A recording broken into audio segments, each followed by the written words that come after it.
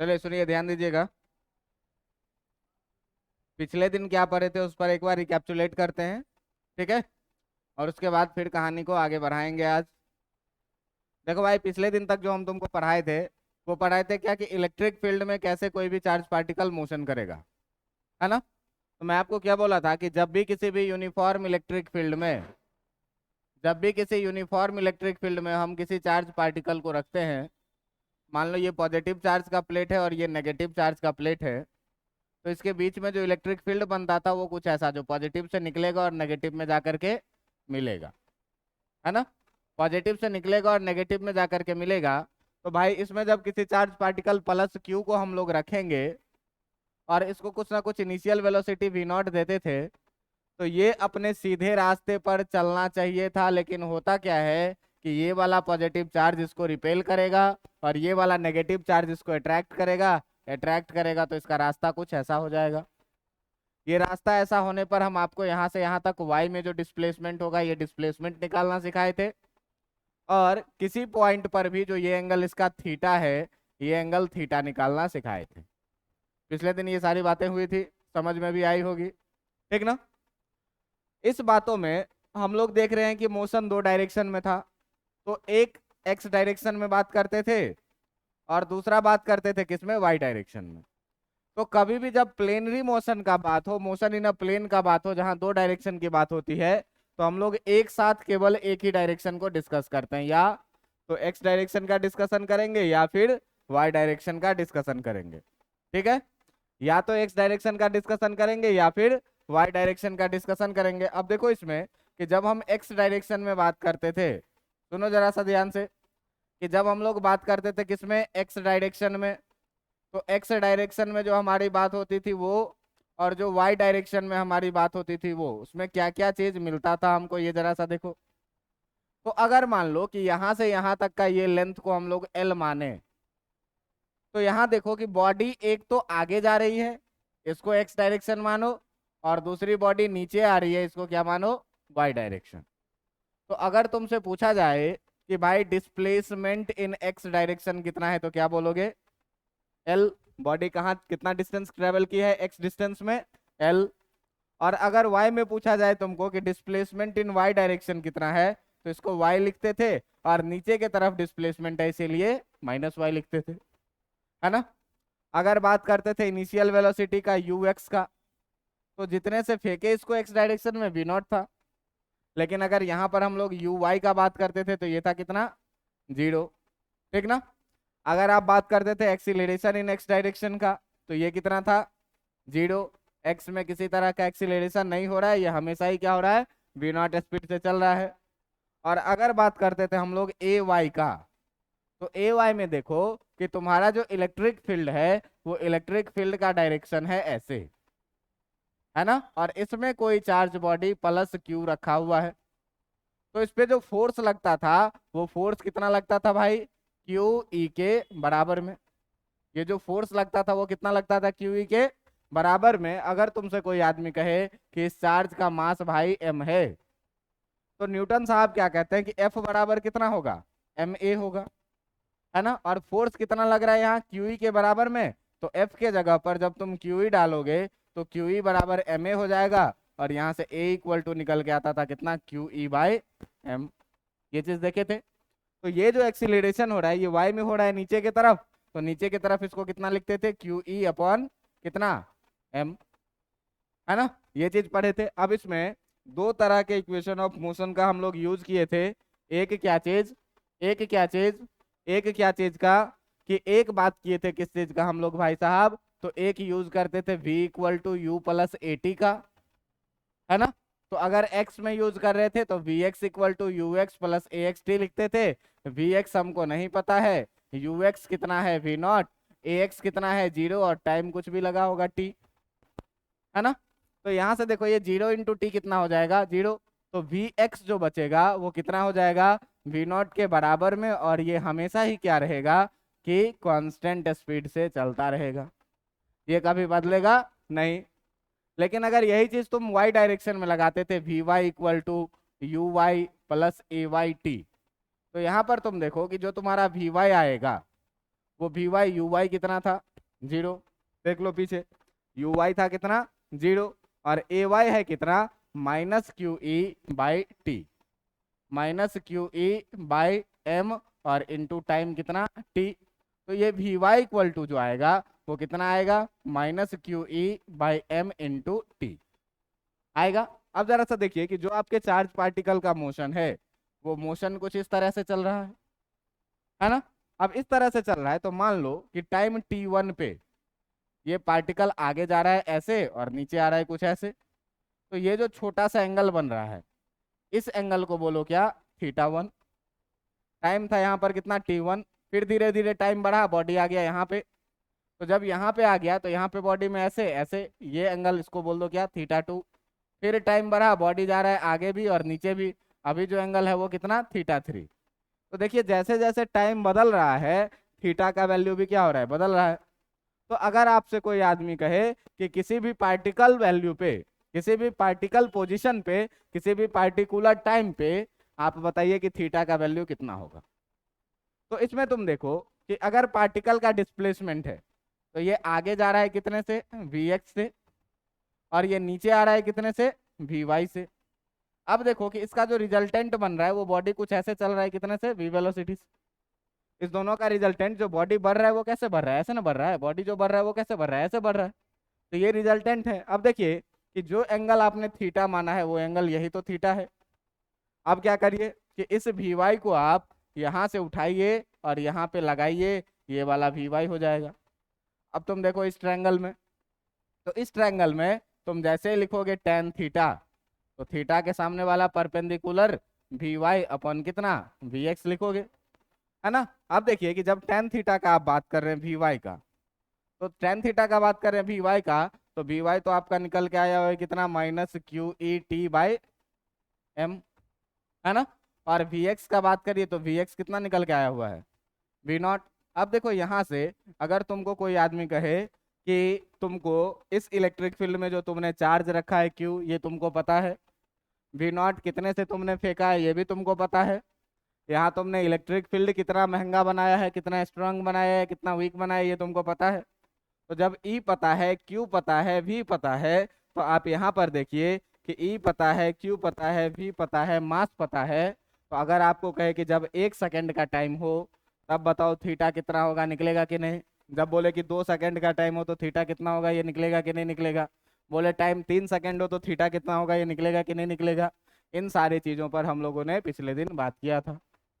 दूसरी बात क्या की थी कि दूसरी बात क्या की थी कि जो इसमें ये डिस्प्लेसमेंट y हुआ है, जो बॉडी यहाँ से नीचे आया है, ये डिस्टेंस अगर y है तो ये y को कैसे निकाला जाए, है ना।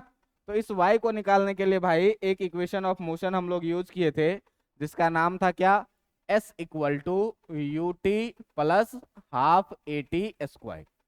अगर हम लोग x डायरेक्शन में बात करें तो xx होगा, ux होगा और a x होगा।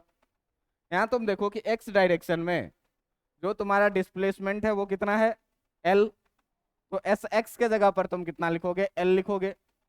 यू एक्स कितना है v नॉट, टाइम कितना है t, प्लस 1/2 इंटू ए एक्स का वैल्यू 0 इंटू टी स्क्वायर।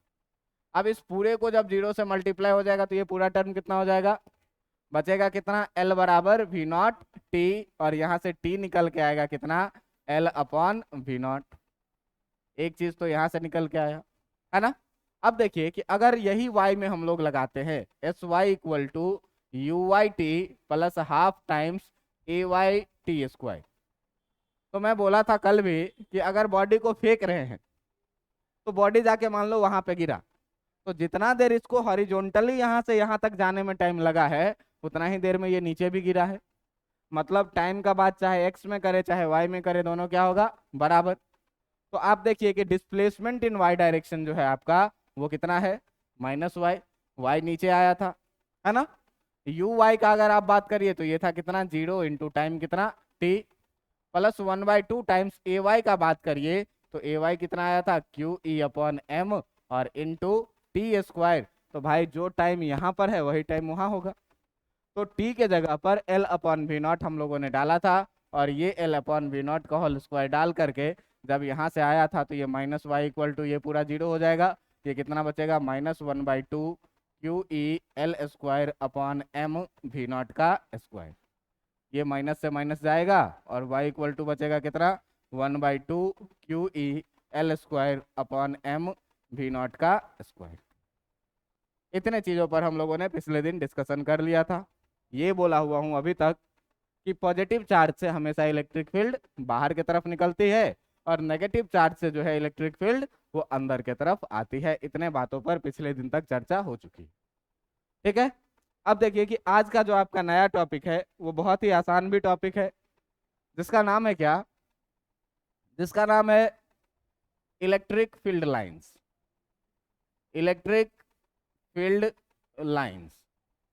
अब ये इलेक्ट्रिक फील्ड लाइंस क्या है, तो ये बोर्ड के लिए बहुत इंपॉर्टेंट भी है और उतना ही आसान भी है। ठीक है, तो इसको देखिएगा, जरा सा सीखने का प्रयास करिएगा कि कहता क्या है कि अगर मान लो कि कोई चार्ज है +Q, कोई चार्ज है +Q, तो ये अपने चारों तरफ इलेक्ट्रिक फील्ड बनाएगा और ये फील्ड आपको दिखेगा नहीं। तो इसके स्टडी को आसान बनाने के लिए सबसे पहले चर्चा किया था किसने, माइकल फैराडे ने। माइकल फैराडे क्या बोला कि इसके चारों तरफ आप क्या करिए कि एक इलेक्ट्रिक फील्ड लाइंस वेक्टर के रूप में दिखाइए। तो वेक्टर के रूप में दिखाइए, तो देखो ऐसे दिखाया इसने वेक्टर के रूप में। और तुम वेक्टर के बारे में जान रहे हो कि वेक्टर का जो लेंथ होता है वो उसके मैग्नीट्यूड को बताता है और जो उसका हेड का डायरेक्शन होता है वो उसके डायरेक्शन को बताता है। तो तुम देखो कि जब नजदीक में है तो वेक्टर बड़ा है, थोड़ा सा दूर हुआ वेक्टर और छोटा हो गया, थोड़ा सा और दूर हुआ वेक्टर और छोटा हो गया। तुम जानते भी हो कि जब तुम इलेक्ट्रिक फील्ड का तुम डेफिनेशन लिखते थे, जब तुम इलेक्ट्रिक फील्ड का डेफिनेशन लिखते थे तो E इक्वल टू कितना लिखते थे, E इक्वल टू लिखते थे कितना, KQ/R²। अब इसमें तुम देखो कि जैसे जैसे तुम्हारा R बढ़ता जाता था E का वैल्यू क्या होता था, घटता जाता था, है ना। तो जैसे जैसे हम दूर जा रहे हैं तो मैग्नीट्यूड तो दिख रहा है कि घट रहा है डिस्टेंस बढ़ने के साथ साथ। लेकिन इसमें था क्या कि ये कॉन्सेप्ट से खुद ही क्या हुए, माइकल फैराडे अनसेटिस्फाइड हो गए और इन्होंने कहा क्या कि नहीं, ये कॉन्सेप्ट जो है ना कहीं अच्छा नहीं है। क्यों कि देखो यहाँ से यहाँ तक में कहीं ना कहीं एक जैसा इलेक्ट्रिक फील्ड तो नहीं होगा। इसमें अगर आप इस पॉइंट पर बात करिए तो इलेक्ट्रिक फील्ड अलग होगा, इस पॉइंट पर बात करिए तो इलेक्ट्रिक फील्ड अलग होगा, इस पॉइंट पे बात करिए तो इलेक्ट्रिक फील्ड और अलग होगा। तो एक ही वेक्टर से हम कैसे दिखा सकते हैं यहाँ से यहाँ तक के इलेक्ट्रिक फील्ड को, समझ में आ रहा है बात। तो इन्होंने क्या कहा कि भाई इस कॉन्सेप्ट को हम लोग क्या करते हैं, छोड़ देते हैं। अब इस कॉन्सेप्ट को जब इन्होंने छोड़ा तो फिर नया कॉन्सेप्ट क्या पकड़ा, तो नया कॉन्सेप्ट जो इन्होंने पकड़ा उसमें क्या कहा कि एक तुम चार्ज लो, एक तुम क्या करो, चार्ज लो, ये चार्ज मान लो, ये चार्ज है क्या, +Q। अब इस चार्ज के अगल बगल में तुम क्या करो, टेस्ट चार्ज को छीट दो। टेस्ट चार्ज मतलब क्या, यूनिट पॉजिटिव चार्ज, जो कैसा हो, बहुत छोटा हो। तो अब अगर तुम यहाँ पर अगल बगल में क्या करोगे, +Q0 को तुम छीट दोगे तो ये वाला +Q इस वाले +Q0 को अट्रैक्ट करेगा कि रिपेल करेगा, रिपेल करेगा।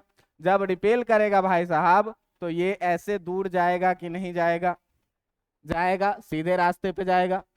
अगर ये टेस्ट चार्ज यहाँ पे रहता +Q0 तब भी इसको रिपेल करता और ये ऐसे रास्ते पे चलता कि नहीं चलता।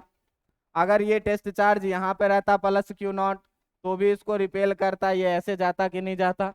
तो चारों तरफ अगर रहता तो इन्होंने कहा क्या, इलेक्ट्रिक फील्ड लाइंस के बारे में इन्होंने क्या कहा, कहा कि it is an imaginary line. ये कैसा लाइन है, इमेजिनरी लाइन है, इमेजिनरी लाइन है surrounding surrounding a source charge, कि किसी भी सोर्स चार्ज के चारों तरफ एक इमेजिनरी लाइन है which can be described by which can be described by which can be described by the motion of test charge. और टेस्ट चार्ज के बारे में तुम जानते हो क्या होता है, वेरी स्मॉल पॉजिटिव चार्ज। इन्होंने क्या बोला कि ये एक इमेजिनरी लाइन है, कहाँ पर, तो किसी भी सोर्स चार्ज के चारों तरफ एक इमेजिनरी लाइन है, जो कैसे डिस्क्राइब किया जाता है, तो किसी भी टेस्ट चार्ज के मोशन के द्वारा। समझ में आ रहा है बात? अब मोशन में दो चीज होगा कि चार्ज एक रास्ते पर गति करेगी और एक पार्टिकुलर दिशा में गति करेगी। तो अगर ये पॉजिटिव चार्ज है तो ये हमेशा इससे किधर जाएगा? दूर जाएगा, दूर जाएगा, दूर जाएगा, दूर जाएगा। अगर ये पॉजिटिव चार्ज है तो ये हमेशा इससे क्या होगा? दूर जाएगा, दूर जाएगा, दूर जाएगा। पॉजिटिव चार्ज है तो ये हमेशा क्या होगा? इससे दूर जाएगा, चारों तरफ यही स्थिति होगी। लेकिन जरा सा सोचो कि अगर ये चार्ज माइनस क्यू रहता और तब हम यहाँ पर किसी प्लस क्यू नॉट को रखते, तो ये इसको अट्रैक्ट करता कि रिपेल करता? अट्रैक्ट करता। अट्रैक्ट करता तो भाई इसके चलने का रास्ता कैसा होता? कुछ ऐसा। और किस डायरेक्शन में ये चलता? Towards the charge. बात समझ में आ रही है? तो इन्होंने क्या कहा कि ये जो है वो कैसा लाइन है? एक इमेजिनरी लाइन है। कहाँ पर? तो surrounding a source charge. Source charge के चारों तरफ एक इमेजिनरी लाइन है जो डिस्क्राइब किया जाता है कैसे भाई? तो किसी भी टेस्ट चार्ज के by the motion of a test charge लिख लेना यहाँ पे, टेस्ट चार्ज। ठीक ना? टेस्ट चार्ज के मोशन के द्वारा इस चीज को क्या किया जाता है? डिस्क्राइब किया जाता है। अब देखो, ये तो बात समझ में आ गई कि टेस्ट चार्ज जैसे जैसे गति करेगा उसी रास्ते को हम लोग क्या मानेंगे? एक इमेजिनरी लाइन मानेंगे, और उसी इमेजिनरी लाइन को क्या बोलेंगे? Electric field lines. इतना में कोई दिक्कत नहीं। अब देखो कि अगर कोई आदमी हमसे पूछे, अगर कोई आदमी हमसे पूछे कि भाई साहब आप ये बताइए कि इलेक्ट्रिक फील्ड लाइन जो है, electric field lines due to an isolated positive charge, कि अगर कोई सा चार्ज पॉजिटिव है और आइसोलेटेड है, आइसोलेटेड का मतलब अगल बगल में कोई मतलब उसको नहीं है, तो उसके कारण इलेक्ट्रिक फील्ड लाइंस कैसा बनेगा? तो आप सबसे पहले क्या करिए, एक सिंगल आइसोलेटेड चार्ज लीजिए। ये ले लिए एक सिंगल आइसोलेटेड चार्ज, और इस सिंगल आइसोलेटेड चार्ज का वैल्यू रख लीजिए क्या? Plus Q. ये पॉजिटिव चार्ज भी हो गया। अब ये कह रहा है क्या कि इसके कारण इलेक्ट्रिक फील्ड लाइंस कैसा बनेगा? तो हमको लाइन बनाना है। कैसा लाइन? Imaginary line. अब आप जान रहे हैं क्या कि पॉजिटिव चार्ज से हमेशा इलेक्ट्रिक फील्ड लाइंस बाहर निकलता है, इनिशिएट होता है, और नेगेटिव चार्ज में आकर के मिलता है। देखो पीछे कि पॉजिटिव चार्ज से हमेशा बाहर निकल रहा है और नेगेटिव चार्ज में आकर के मिल रहा है। तो अगर ये पॉजिटिव चार्ज है भाई, ये पॉजिटिव चार्ज है, तो इसके कारण जो तुम्हारा इलेक्ट्रिक फील्ड लाइंस होगा, ये इलेक्ट्रिक फील्ड लाइंस बाहर की तरफ निकलता हुआ दिखेगा कि नहीं दिखेगा?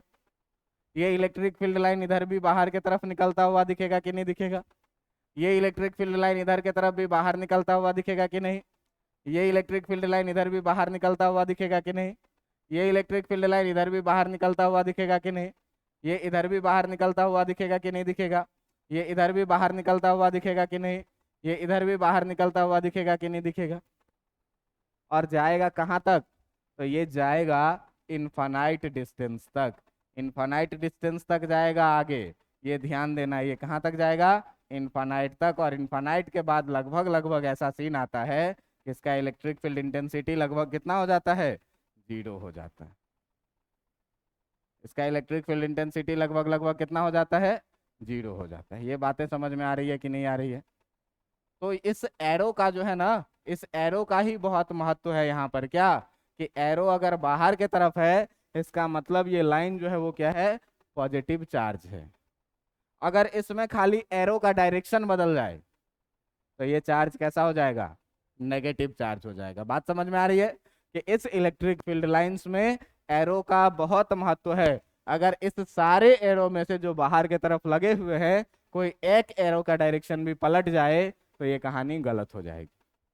बात समझ में आ रही है? तो सारे एरोज का डायरेक्शन क्या होना चाहिए? पॉजिटिव चार्ज के कारण बाहर के तरफ। और पॉइंट हम लोग क्या लिखेंगे भाई? तो यहाँ पर हम लोग पॉइंट में लिखेंगे क्या कि जो पॉजिटिव चार्ज है यानी इलेक्ट्रिक फील्ड लाइंस है, यहाँ हम लोग अब प्रॉपर्टी पे चार्ज कर रहे हैं, प्रॉपर्टी पे चर्चा कर रहे हैं कि क्या इसका इसका प्रॉपर्टी होता है। तो एक प्रॉपर्टी ये भी हुआ क्या कि हमेशा पॉजिटिव चार्ज से बाहर निकलेगा और नेगेटिव चार्ज में आकर के मिलेगा। तो इसका पहला पॉइंट यही हुआ कि जो द इलेक्ट्रिक फील्ड लाइंस है, the electric field lines always always initiate from positive charge. Positive charge से क्या होगा, इनिशिएट होगा and terminated to and terminated to negative charge. मतलब नेगेटिव चार्ज में जाकर के ये क्या होगा, मिल जाएगा, और पॉजिटिव चार्ज से क्या होगा, ये उत्पन्न होगा। ठीक है, यहाँ पर सर नेगेटिव चार्ज में जाकर के कहाँ मिल रहा है, तो इसके टर्मिनेशन का अगर आइसोलेटेड चार्ज है तो ये इन्फिनिटी पर जाकर के भी टर्मिनेट होता है, इन्फिनिटी पर जाकर के भी टर्मिनेट हो जाता है। एक्चुअली ये टर्मिनेट होता नहीं है, लेकिन लगता है क्या कि इन्फिनिटी पे जाकर के क्या हो गया, टर्मिनेट हो गया। तो इस पॉजिटिव चार्ज के बारे में हमेशा आप इस बात का ध्यान रखेंगे क्या, कि ये पॉजिटिव चार्ज से हमेशा इलेक्ट्रिक फील्ड लाइंस क्या होगा, बाहर के तरफ निकलेगा। तो सर अभी जो आप बताए थे माइकल फैराडे का पहला वाला तरीका, इसमें ये गड़बड़ी क्या थी, इसमें सर कैसे पता चलेगा कि कहाँ पर इलेक्ट्रिक फील्ड स्ट्रांग है, कहाँ पर इलेक्ट्रिक फील्ड वीक है, कहाँ पर मजबूत है, कहाँ पर कमजोर है। इसमें तो सर कम से कम पता चल रहा था कि वेक्टर बड़ा है तो मजबूत है, और वेक्टर छोटा होता जा रहा है तो कमजोर होता जा रहा है फील्ड। लेकिन इसमें देखो कि इसमें माइकल फैराडे ने क्या बताया, इसमें माइकल फैराडे ने बताया कि अगर मान लो किसी आर दूरी पर तुम बात करो, किसी आर डिस्टेंस पर तुम बात करो, और आर डिस्टेंस पर मान लो कि मैं एक सर्कल बनाऊं यहाँ पे, तो तुम देखो कि जब हम चार्ज के नजदीक में रहेंगे तो आर का वैल्यू कम रहेगा, इलेक्ट्रिक फील्ड अधिक रहेगा, और जैसे जैसे हम दूर जाते जाएंगे इलेक्ट्रिक फील्ड का वैल्यू क्या होता जाएगा, कम होता जाएगा। तो आप देखिए कि जब इस चार्ज के नजदीक में आप हैं तो ये इलेक्ट्रिक फील्ड लाइंस एक दूसरे के नजदीक नजदीक में है, ज्यादा क्राउडेड है, ज्यादा डेंस है, और जैसे जैसे आप दूर जाते जा रहे हैं ये इलेक्ट्रिक फील्ड लाइंस क्या होता जा रहा है, फैलता जा रहा है, लो डेंस होता जा रहा है। तो माइकल फैराडे ने क्या कहा कि जहां पर इलेक्ट्रिक फील्ड लाइंस जितना डेंस रहेगा वहां पर इंटेंसिटी उतनी अधिक रहेगी, और जहां जैसे जैसे आप दूर जाइएगा इसकी डेंसिटी कम होती जाएगी, डेंसिटी कम होती जाएगी तो इलेक्ट्रिक फील्ड लाइंस का स्ट्रेंथ भी जो है वो क्या होता जाएगा, कम होता जाएगा। बात समझ में आया कि नहीं, तो वो वाला ज्यादा अच्छा नहीं था। अब यहाँ पर तुम देखो कि यहाँ आर डिस्टेंस पर हर पॉइंट पे डेंसिटी एक जैसा दिख रहा है, मतलब हर जगह पर यहाँ पर इंटेंसिटी कैसा होगा, एक जैसा। अगर अंदर आएंगे तो और एक जैसा दिखेगा, फिर बाहर जाएंगे फिर भी एक जैसा दिखेगा, लेकिन डिस्टेंस क्या होता जा रहा है, बढ़ता जा रहा है, डेंसिटी घटता जा रहा है। डेंसिटी घटता जा रहा है इसका मतलब इसका इंटेंसिटी भी क्या होता जा रहा है, घटता जा रहा है। तो ये पूरी की पूरी बात थी किसके कारण, पॉजिटिव चार्ज के कारण इलेक्ट्रिक फील्ड इंटेंसिटी का। ठीक है, अब देखो कि इसी में अगर ये चार्ज को ये बोलता क्या कि अगर ये चार्ज नेगेटिव चार्ज है तो क्या होगा। अगर ये चार्ज कैसा है, नेगेटिव चार्ज है, तो इसके कारण इलेक्ट्रिक फील्ड इंटेंसिटी आपकी कैसी होगी, ठीक ना। तो electric field intensity due to single isolated negative charge का अगर आप बात करेंगे तो ये कैसा होगा, इसको जरा सा ध्यान से देखिएगा। इलेक्ट्रिक फील्ड लाइंस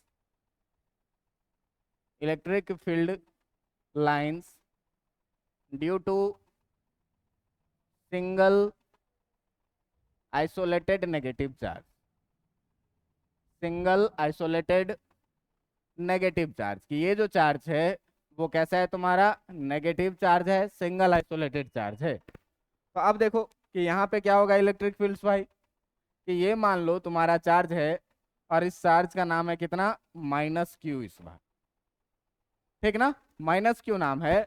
तो यहाँ से अगर आप किसी टेस्ट चार्ज को इधर रखिएगा तो टेस्ट चार्ज को ये क्या करेगा, अपने तरफ खींचेगा। तो जो इसके मोशन का डायरेक्शन होगा वो इसके मोशन का डायरेक्शन तो ऐसा होगा, इसके मोशन का तो ये रास्ता होगा सीधा रेखा, ये इसके मोशन का डायरेक्शन तो होगा ये भी सीधा रेखा, ये भी इसके मोशन का डायरेक्शन होगा इधर सीधा रेखा, इधर भी जाएगा सीधे में। लेकिन इस बार भाई साहब इसका डायरेक्शन क्या होगा, इस बार इसका डायरेक्शन क्या होगा, बाहर के तरफ की अंदर के तरफ।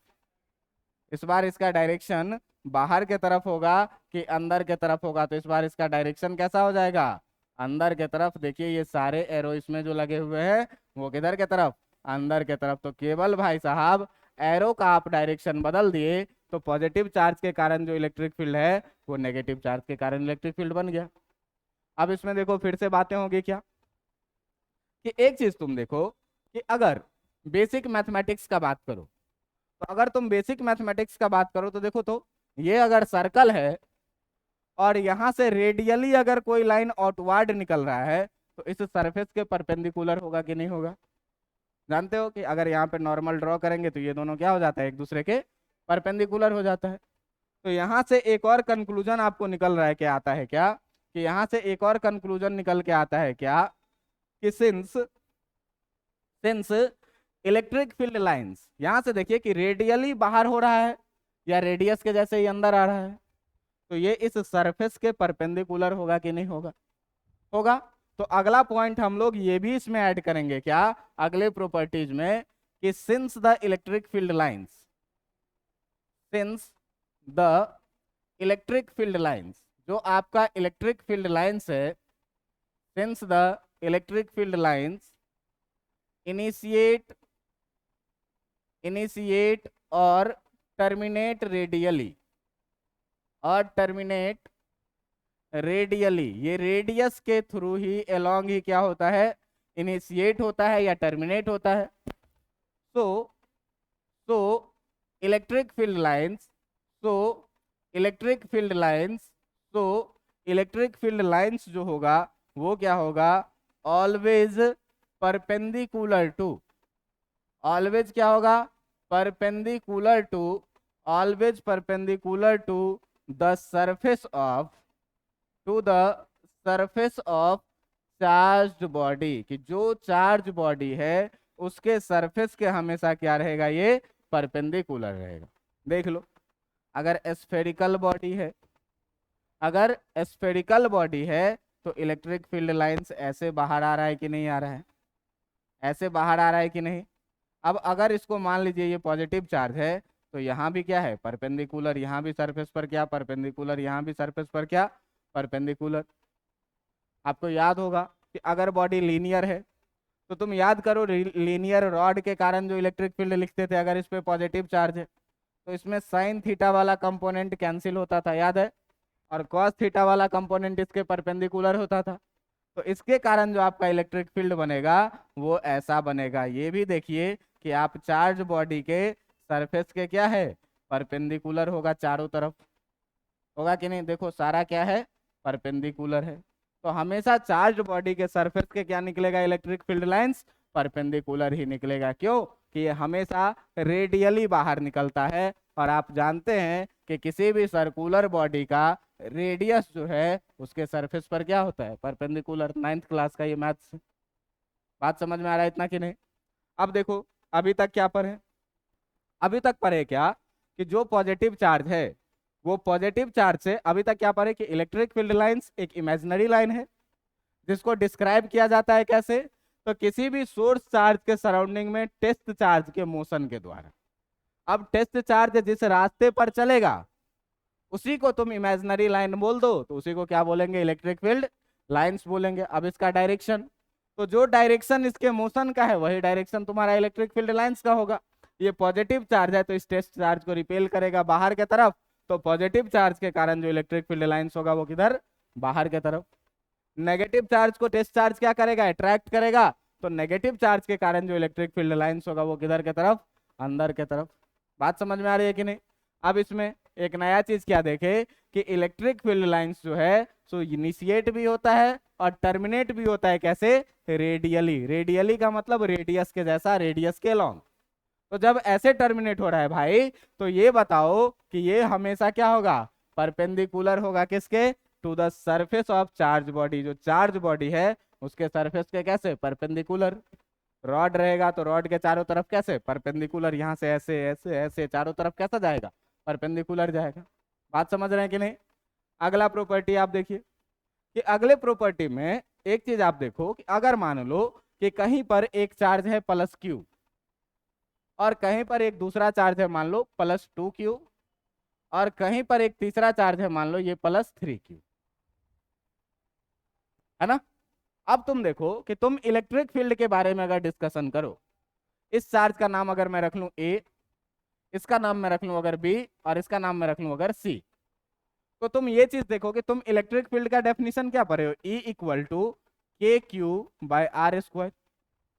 अगर मान लो हम इस चार्ज से आर डिस्टेंस पर कोई पॉइंट पी लें, हम इस चार्ज से भी आर डिस्टेंस पर कोई पॉइंट पी लें, आर डिस्टेंस पर, और इस चार्ज से भी हम क्या लें, आर डिस्टेंस पर कोई पॉइंट पी लें। अब मैं तुमको बोलूं कि बताओ कि आर तो फिक्स हो गया सबके लिए, के पहले से ही कांस्टेंट है, तो यहां तुम देखो कि ई प्रोपोर्शनल टू क्या दिख रहा है तुमको, क्यू दिख रहा है।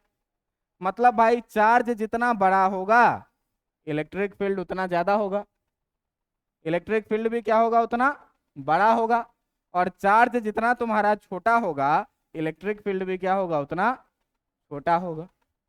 तो सर अभी आप चर्चा कर रहे थे क्या कि जो इलेक्ट्रिक फील्ड लाइंस है वो अगर अधिक डेंसिटी का होता है तो इलेक्ट्रिक फील्ड इंटेंसिटी अधिक होता है, और अगर कम डेंसिटी का होता है तो इलेक्ट्रिक फील्ड इंटेंसिटी क्या होता है, कम होता है। तो अगर मान लो भाई कि इसमें मैं दो एरो लगाऊं, पॉजिटिव चार्ज है बाहर के तरफ, दो लाइन दिखाऊं, तो इसमें कितना लाइन दिखाना पड़ेगा, इसमें इलेक्ट्रिक फील्ड लाइंस तो इसका 4 गुना 2 गुना होगा, तो 2 गुना होगा तो इसमें कितना लाइन दिखाना पड़ेगा, 4 लाइन दिखाना पड़ेगा। तब ना ये कम इंटेंसिटी और ये अधिक इंटेंसिटी को दिखाएगा। क्यों कि इसमें देखिए कितना का एंगल बन रहा है, 180 डिग्री का, है ना, लो डेंस है। यहां पर कितने का बनने लगा अब, 90 डिग्री का, 90 90 90 सब। अच्छा उसका तो और ज्यादा होगा, उसमें कितना लाइन दिखाएंगे, 6 लाइन दिखाएंगे। तो 6 लाइन दिखाएंगे तो ऐसे जाएगा, 4 ऐसे हो गया, 2 और कहीं से लगा दो। समझ में आ रहा है कि नहीं। अब देखो कि यहाँ पर कम क्रॉड है तो कम इलेक्ट्रिक फील्ड इंटेंसिटी, क्योंकि ये चार्ज छोटा है। चार्ज थोड़ा बढ़ा, लाइंस का भी क्रॉड क्या हुआ, थोड़ा सा बढ़ गया, इंटेंसिटी थोड़ी सी बढ़ी। चार्ज और बढ़ा, क्राउड और बढ़ गया लाइन का, इसका मतलब चार्ज की इंटेंसिटी और क्या हो गई, बढ़ गई। तो अगर आप यहां पर इसको कंक्लूजन के रूप में लिखिएगा तो कंक्लूजन के रूप में क्या लिखिएगा, कंक्लूजन के रूप में लिखिएगा number of electric field lines, number of electric field lines terminating और इनिशिएटिंग, टर्मिनेटिंग और initiating from any source charge, any source charge is directly proportional to is directly proportional to magnitude of charge. मतलब charge जितना बड़ा होगा number of electric field lines उतना अधिक होगा। अगर चार्ज को 2 गुना कर देंगे तो number of electric field lines भी क्या हो जाएगा, 2 गुना हो जाएगा। अगर चार्ज को 3 गुना कर देंगे तो number of electric field lines भी क्या हो जाएगा, 3 गुना हो जाएगा। क्यों कि भाई अगर डिस्टेंस फिक्स कर दें तो यहाँ पर देख रहे हैं क्या कि ई जो है वो डायरेक्टली प्रोपोर्शनल किसके हो रहा है, क्यू के।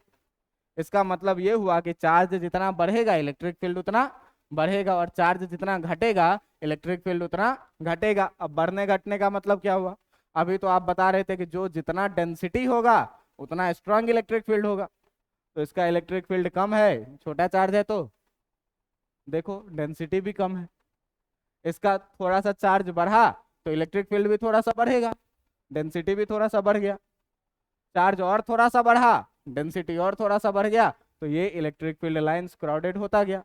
कंक्लूजन क्या निकल के आ रहा है भाई कि चार्ज का मैग्नीट्यूड जितना बढ़ रहा है इलेक्ट्रिक फील्ड इंटेंसिटी उतना ज्यादा बढ़ रहा है, मतलब नंबर ऑफ लाइंस उतना ज्यादा बढ़ जाएगा, उतना भीड़ बन जाएगा। तो क्या कह रहा है कि number of electric field lines terminating और इनिशिएटिंग, टर्मिनेट करने का मतलब चार्ज नेगेटिव चार्ज रहा होगा तब ना उसमें आकर के मिलेगा सब, और इनिशिएट करने का मतलब क्या, ये चार्ज कैसा रहा होगा, पॉजिटिव चार्ज रहा होगा। तो नेगेटिव चार्ज रहे चाहे पॉजिटिव चार्ज रहे, उससे निकलने वाली या उसमें आकर के मिलने वाली जो number of electric field lines होगा वो डायरेक्टली प्रोपोर्शनल किसके होगा, मैग्नीट्यूड ऑफ चार्ज के। मतलब चार्ज जितना ज्यादा बढ़ेगा उससे निकलने वाली लाइन भी उतनी ही बढ़ेगी। बात समझ में आ रही है? अब देखो यहाँ से एक क्वेश्चन आया हुआ है कैसा। तो एक क्वेश्चन क्या पूछा कि यहाँ पर एक चार्ज है +2q का, मान लो कोई सा भी स्मॉल q कैपिटल Q, मान लो ये +q1। और एक दूसरा चार्ज के बारे में क्या कह दिया कि ये चार्ज है कितना तुम्हारा, मान लो ये चार्ज है -q2,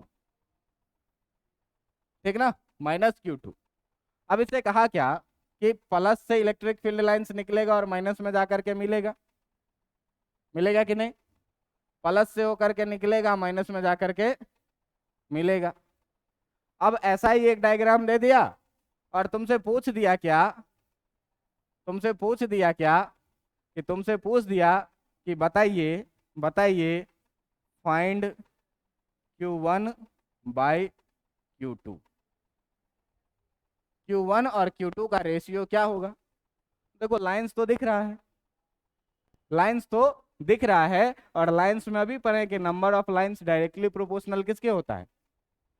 चार्ज के। तो चार्ज के रेशियो के जब डायरेक्टली प्रोपोर्शनल होता है भाई, तो एक चीज और देख लो कि ये Q1 प्लस में है और ये Q2 किस में है?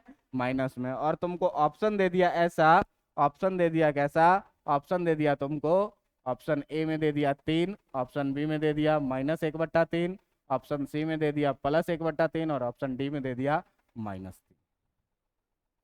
मतलब सारा ऑप्शन भी एक ही जैसा लग रहा है। अब क्या किया जाए? तो देखो Q1:Q2 हमको निकालना है। हमको निकालना क्या है? Q1 बाय क्या? Q2। तो Q1 को देखो, इससे कितना लाइन निकल रहा है भाई? 3 और 3 6। कितना लाइन निकल रहा है? 6। Q2 से कितना लाइन उसमें मिल रहा है? 2। तो अगर निकलने वाले को तुम पॉजिटिव मानो तो मिलने वाले को नेगेटिव मानोगे कि नहीं मानोगे? मानोगे कि नहीं मानोगे? तो निकलने वाले को अगर हम पॉजिटिव माने हैं तो निकलने वाले को कितना मानेंगे? -2। Q1/Q2 कितना आ जाएगा?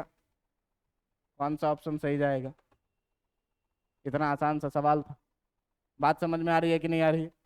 बात समझ में आ रही है?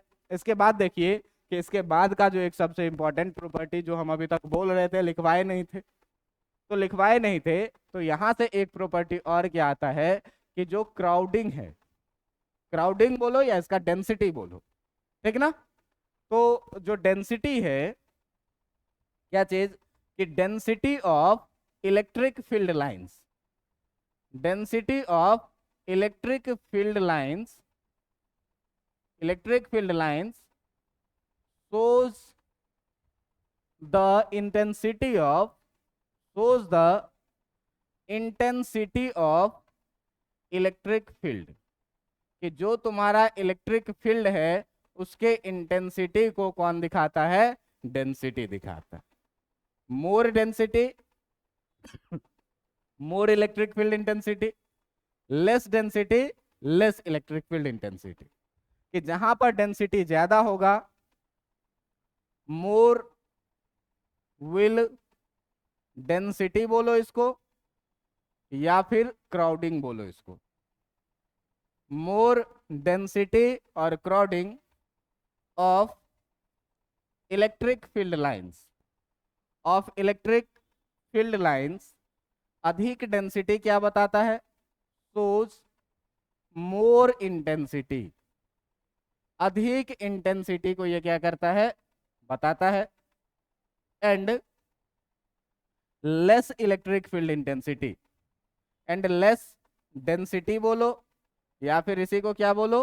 क्राउडिंग बोलो, कि कम भीड़ भाड़ वाली लाइन जहां पर है वो क्या करता है?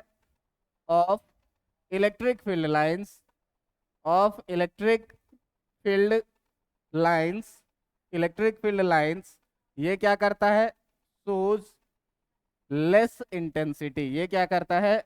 अधिक इंटेंसिटी को बताता है। मतलब जहां ज्यादा भीड़ भाड़ रहेगा, ज्यादा क्राउडेड रहेगा, लाइन बहुत क्लोज क्लोज रहेंगे, वहां पर इंटेंसिटी क्या होगा? बहुत अधिक होगा। और जैसे जैसे लाइन दूर होता जाएगा, क्राउडिंग घटता जाएगा, इंटेंसिटी क्या होता जाएगा? कम होता जाएगा। देखिए आप इसी में मान लीजिए कि ये एक इलेक्ट्रिक फील्ड लाइंस है, ये एक इलेक्ट्रिक फील्ड लाइंस है, कोई सा भी लाइन मान लो, ये इसका डायरेक्शन है। अब इसमें कह रहा है कि 2 पॉइंट है, एक पॉइंट ये वाला x और एक पॉइंट ये वाला y।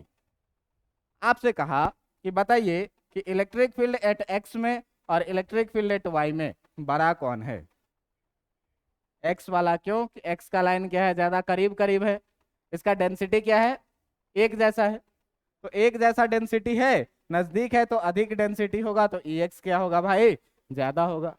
बात समझ में आ रहा है कि नहीं आ रहा है, कि लाइन जहां नजदीक नजदीक दिखे इसका मतलब वहां पर उसका इंटेंसिटी क्या है, अधिक है, और जैसे जैसे लाइन दूर जाता गया वैसे वैसे उसका इंटेंसिटी क्या होगा, बढ़ेगा।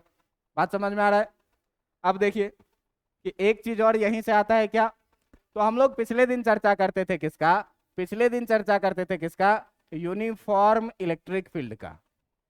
पिछले दिन चर्चा कर रहे थे किसका, यूनिफॉर्म इलेक्ट्रिक फील्ड का। अब देखो ये यूनिफॉर्म इलेक्ट्रिक फील्ड क्या है, ठीक ना। तो अगर इलेक्ट्रिक फील्ड में हर जगह इंटेंसिटी एक जैसा हो, ये ना बात में कहा था कि किसी भी इलेक्ट्रिक फील्ड का इंटेंसिटी अगर हर जगह क्या हो, एक जैसा हो, तो वैसे फील्ड को हम लोग क्या कहते हैं, यूनिफॉर्म इलेक्ट्रिक फील्ड, ठीक ना। क्या बोलेंगे कि if the intensity, if the intensity of electric field, if the intensity of electric field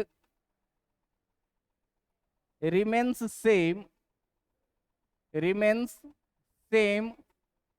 throughout, remains same throughout the electric field, throughout the electric field, कि पूरे इलेक्ट्रिक फील्ड में अगर हर जगह पर इलेक्ट्रिक फील्ड का इंटेंसिटी क्या रहे, एक जैसा रहे, then the field is known as, तब ऐसे फील्ड को हम लोग क्या कहते हैं, then the field is known as uniform electric field. तब ऐसे इलेक्ट्रिक फील्ड को हम लोग कैसे इलेक्ट्रिक फील्ड के नाम से जानते हैं, यूनिफॉर्म इलेक्ट्रिक फील्ड के नाम से जानते हैं। अब देखिए ये कह रहा है क्या कि भाई इलेक्ट्रिक फील्ड ऐसा हो जिसमें इंटेंसिटी हर जगह बराबर हो, मतलब डेंसिटी हर जगह क्या होना चाहिए, बराबर होना चाहिए। बराबर इंटेंसिटी, अगर अधिक डेंसिटी है तो अधिक इलेक्ट्रिक फील्ड इंटेंसिटी है, कम डेंसिटी हुआ तो कम इलेक्ट्रिक फील्ड इंटेंसिटी हो गया। तो हर जगह अगर हमको बराबर चाहिए इंटेंसिटी, इसका मतलब इसका डेंसिटी भी क्या होना चाहिए, बराबर होना चाहिए, हर जगह एक जैसा रहना चाहिए। तो एक जैसा इंटेंसिटी के लिए क्या करोगे, एक जैसा इंटेंसिटी के लिए जो तुम लाइन बनाओगे, वो लाइन जो रहेगा तुम्हारा, वो एक दूसरे के क्या रहेगा, पैरेलल रहेगा, और पैरेलल ही नहीं रहेगा, इक्वी डिस्टेंट भी रहेगा। मतलब अगर यहां से यहां तक का डिस्टेंस ए है, तो ये भी डिस्टेंस कितना रहना चाहिए, तो ये भी डिस्टेंस कितना रहना चाहिए, ए, ठीक ना। तो जो पैरेलल लाइन होता है, जो पैरेलल लाइन होता है, parallel and equidistant, and equidistant lines shows the uniform electric field, shows the uniform electric field, कि अगर लाइन पैरेलल रहे और बराबर डिस्टेंस पर रहे तो ऐसे फील्ड लाइंस को हम लोग क्या बोलते हैं, यूनिफॉर्म इलेक्ट्रिक फील्ड। देखो पीछे जहां भी हम लोगों ने चर्चा किया है यूनिफॉर्म इलेक्ट्रिक फील्ड लाइंस का, वहां पर लाइन एक दूसरे के पैरेलल भी है और इक्वी डिस्टेंट भी है। बात समझ में आ रही है। अब देखिए कि इसमें, कि अगर इसमें हम अलग अलग पॉइंट लें, मान लो इस पॉइंट का हम नाम ले लें ए, इस पॉइंट का हम नाम ले लें बी, इस पॉइंट का हम नाम ले लें सी, इस पॉइंट का हम नाम ले लें डी।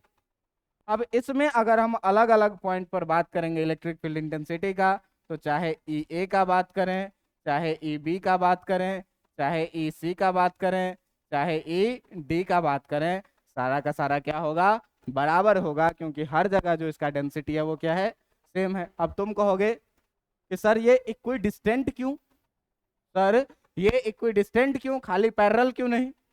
तो मान लो भाई, मान लो कि देखो तो यहाँ पर जो कुछ लाइंस है वो पैरेलल तो हैं लेकिन इक्वी डिस्टेंट नहीं है, पैरेलल तो है लेकिन इक्विडिस्टेंट नहीं है। तो तुम देखो कि अगर इस पॉइंट का नाम बोलो x और इस पॉइंट का नाम बोलो y, तो ई वाई पर डेंसिटी ज्यादा है कि ई एक्स पर डेंसिटी ज्यादा है, एक्स पर डेंसिटी ज्यादा है, इसका मतलब एक्स पॉइंट पे जो इलेक्ट्रिक फील्ड होगा वो क्या होगा, ज्यादा होगा। तो क्या हर जगह एक जैसा इलेक्ट्रिक फील्ड है इसमें, नहीं है, लेकिन पैरेलल तो है।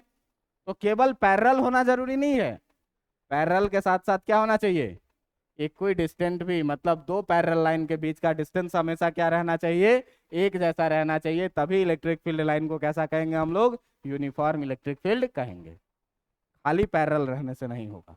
बात समझ में आ रहा है। ये कैसा है, ये जो फील्ड है वो कैसा है, नॉन यूनिफॉर्म है, इसमें कहीं भी एक जैसा इलेक्ट्रिक फील्ड नहीं है, अलग अलग। बात समझ में आई इतनी। तो ये एक छोटा सा लेक्चर आज इलेक्ट्रिक फील्ड लाइंस का, इसको आप लोग क्या करिएगा, पढ़ के आइएगा। फिर अगले दिन हम लोग इलेक्ट्रिक फील्ड लाइंस को ही धीरे धीरे कंटिन्यू करेंगे, और ये सब याद रखने वाली बातें हैं सारी की सारी। तो घर से पढ़ के आइएगा और याद रखिएगा, ठीक है। काफी आज